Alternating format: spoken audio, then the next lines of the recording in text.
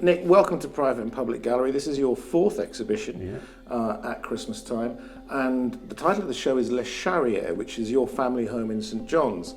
Now, what a lot of people won't know is that your father was actually a very accomplished painter, and this exhibition showcases not just his work, your work, but your two sons. But we're standing in front of two very lovely paintings by your father. Can you tell us a little bit about what we're looking at here? Okay, so these paintings were done in the 1970s. My father was a passionate cattle farmer, and he was president of the RJ, and he did loads of things about obviously farming in those days. So this painting in particular, this is a kitchen table painting, if you like. Yeah. It's a still life? Yeah, it's a still life of onions and a tomato with a knife. And he did a lot of palette knife work. He kind of developed that process towards the end. Let's wander through to the main gallery spaces where your works are currently on display. So, Nick, we're now in the main gallery space, standing in front of a beautiful painting, probably the best painting I've ever seen that you've made. It's a painting of a wave, it's a seascape, obviously, and it's called Take a Moment. Tell us a little bit about this work. So this is a part of an ongoing series about the tremendous nature of our seas.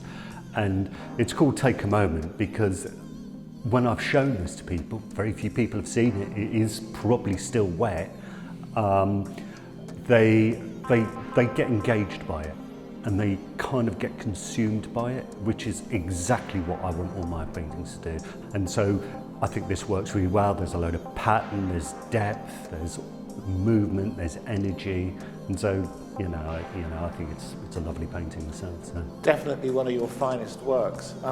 But as we look behind you, there is a very different set of images here, which are perhaps more peaceful and more quiet. Now, for people that are familiar with the Channel Islands, they'll recognise that these are paintings of the Ecrahose Reef. Yeah. Why did you choose this area of the Channel Islands? So, obviously, like everyone else, over the last 2 years, there's been far less opportunity to travel. Yeah. And I love travelling. I love going to explore places. And I've been to the Ecrahose quite a lot of times. And so this is a series of day trip paintings. And so basically, whenever you go there, you get all sorts of sensation. There's usually someone on there. There's a couple called Parties in the summer. And so there's a load of people, just having good fun on the Ecrahose, which, people do. But the thing that I'm interested in is this sort of crazy idea that you put a house on a rock, which, if you think about it, is slightly mad because you get massive waves in Jersey. Sure. And so, I'm amazed they still stand. But I do love them. But this is the very first set of paintings that I've made of the Ecrahose. Sure. They are genuinely stunning and they continue your fascination with the sea. But as we turn to this wall, we can see another absolutely beautiful seascape along with some of the more, should we say, traditional landscapes that you're famous for. The pieces in St Juan's Bay, the sand dunes, the sunsets. But tell us a little bit about this one, because I feel it's quite different to some of the paintings in this show. Yeah, well, it's kind of an impressionist, romantic painting. It is, yeah. There's, like every time I go and have a look at the sea, I try and go at all different times of the day. And I remember this day very, very clearly being super windy and super strong. And I just wanted to try and engage that tremendous power. There is also a great sense of light, and it does remind me a lot of the post-impressionists, Pissarro in particular. The light and the colour within the sky is really, really seductive. So an extraordinary painting again. This one here is also a very beautiful painting.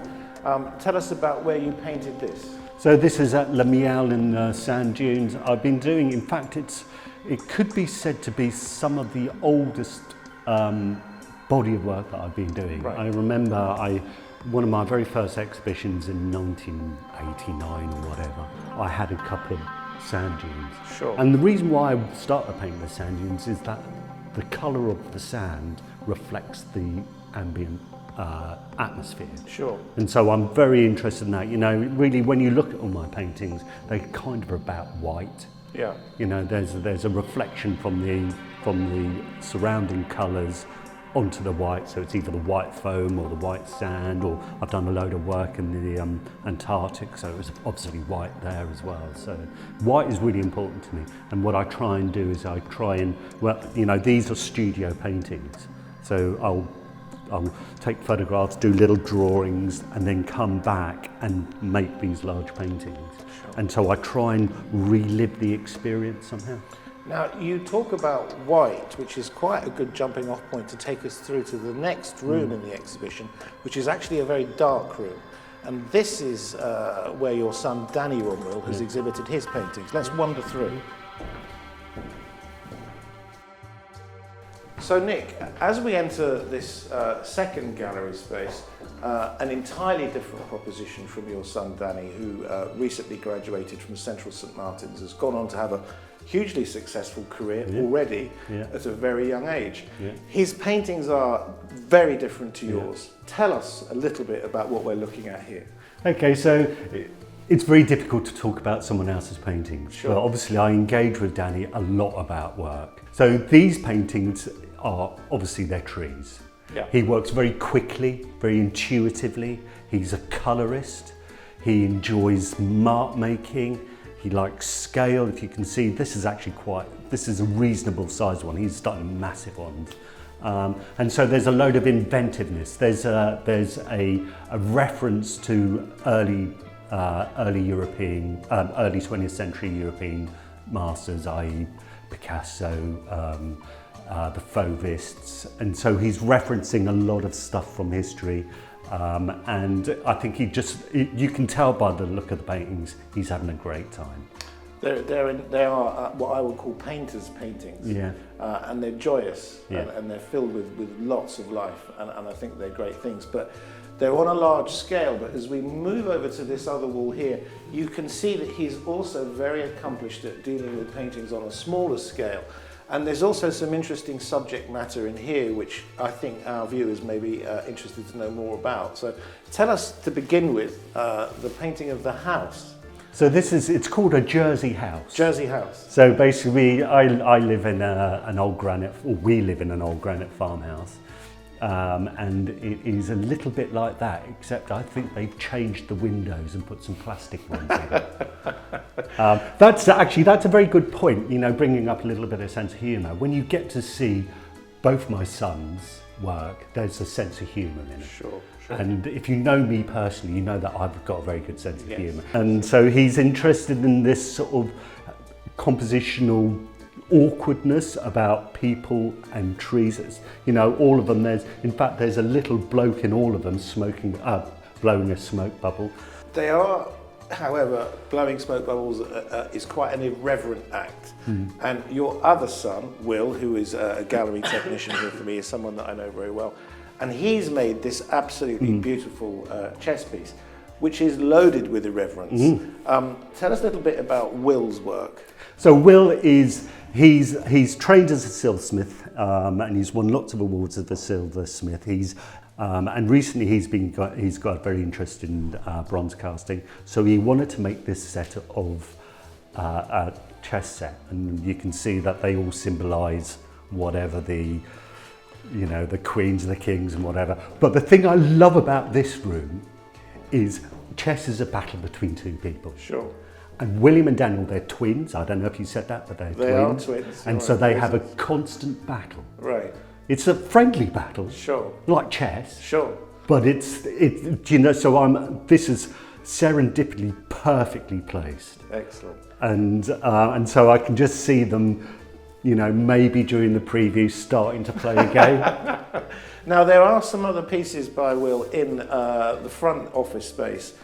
So let's have a wander through there and talk a bit more about his recent works. So Nick, we're in the front office now, and there are some very beautiful paintings that you made in here as well, of sand dunes. There's one here by your son Danny, which is an incredible painting. Some paintings of the Swiss mountains. But what we're standing in front of right here is some new pieces cast in bronze and a wall-mounted piece by your son William Romeril. So tell us a little bit about these little sculptures here. Okay, well, I think, to be honest, in some respects, William has two different areas that Sure. he's interested in. He's interested in time, and so he's made a load of time-related objects. He's got an oil clock, he's got this lamp, he's got a sundial, he's got a incense burner, and they're all about sort of how you record time in a beautifully decorative way. And those are his silver. This is what I was saying earlier. He's a designer rather. He's not a jeweler. In fact, I think he's a fine artist. Sure. As you said, this piece here is a candle, but what it does is when you light it, as the candle burns down, it's got an indication of how much time. It's a 4-hour candle, basically. Yeah. So they're very beautiful. But what do we know about this piece here? So this is a little pill jar.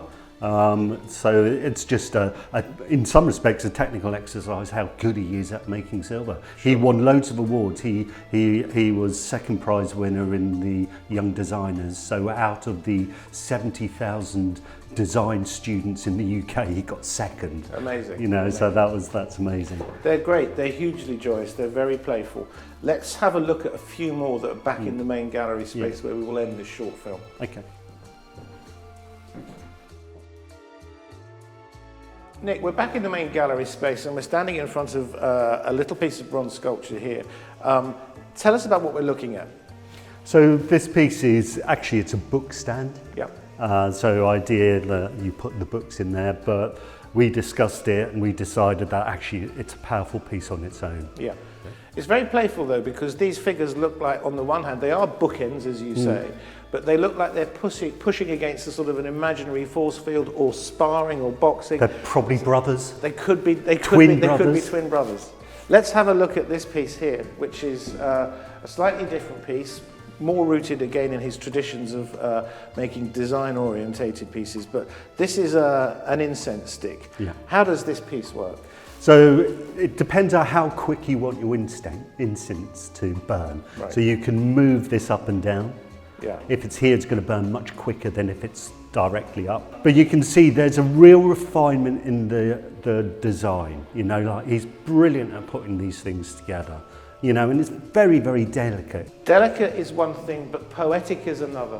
And this is the final piece in the show that are two figures, two small bronze figures, but one is staring, if you like, out to sea, whilst the other is facing inland. It's another interesting metaphor for you, your family, your sons. How do you read this piece? So, as you say, I read it the same way. In fact, this painting is called Take a Moment. This person here is taking a moment. Yeah, as you say, it's poetic. You know, he loves playing around with the idea. He's very thoughtful, William. So he'll spend a long time thinking about everything.